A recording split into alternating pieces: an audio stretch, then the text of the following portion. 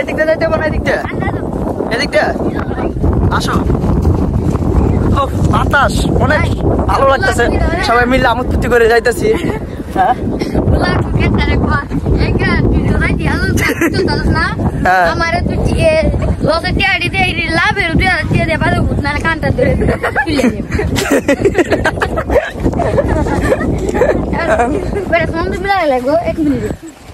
ওই যে আমার ছোটটা দেন কিভাবে যাইতেছে সবার, হ্যাঁ সবার আগে আগে থাকতেছে ছোট ভাইটা।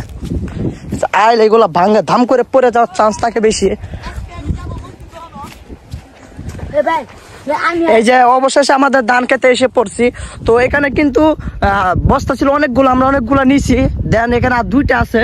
তো এখান থেকে আমরা চিন্তা করছি আমরা 5 জন যেহেতু 5 ভাই আমরা এখানে আছি, ঠিক আছে আমরা তো 7 ভাই মোট, আমরা 5 ভাই যেহেতু এখানে আছি, তো 5 ভাই আমরা একটা খাজনা দাদার কাছ থেকে আদায় করবো। খাজনা মানে এইটাই যে আমরা ধানগুলা নিয়ে দিতেছি, আমাদের খাওয়ার জন্য 5 কেজি ধান দিতে হবে, যেহেতু আমরা এখানে 5 জন আছি।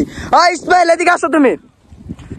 ওই যে ইসমাইল দৌড়ায় আসতেছে, তার কাছে প্রশ্ন করি সেই দিকে আমাদের সাথে রাজি হয় কিনা। হ্যাঁ শোনো, আমরা একটা অফার করছি, আমরা 5 ভাই যে এখানে আছি, হ্যাঁ তো আমরা 5 ভাই চিন্তা করছি এখান থেকে ধান নিয়ে দিব দাদা শেষমেশ, আমরা 5 কেজি ধান আমরা খাবো। তুমি কি বলো? তুমি রাজি আছো? তুমি কি বলো? রাজি? তুমি রাজি আছো? ওই রাজি, তুমি রাজি? হ্যাঁ এবার দাদা আসতেছে, ওই যে দাদা রাজি আসতেছে।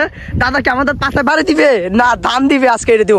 আমরা এখানে যদি দাদা 5 কেজি ধান না দেয় খাইতে, ঠিক আছে আমরা আঙ্গুল ভাজা খাবো নাকি ইসমাইল? আঙ্গুল ভাজা খাবো, 1 নম্বর আঙ্গুল ভাজা। যদি আমাদের ধান না দেয় 5 কেজি, তাহলে আমরা ধান নেবো, আমরা সবাই এখানে বসে যাবো, ঠিক আছে? আমরা এখানে ধান নেবো না আজকে।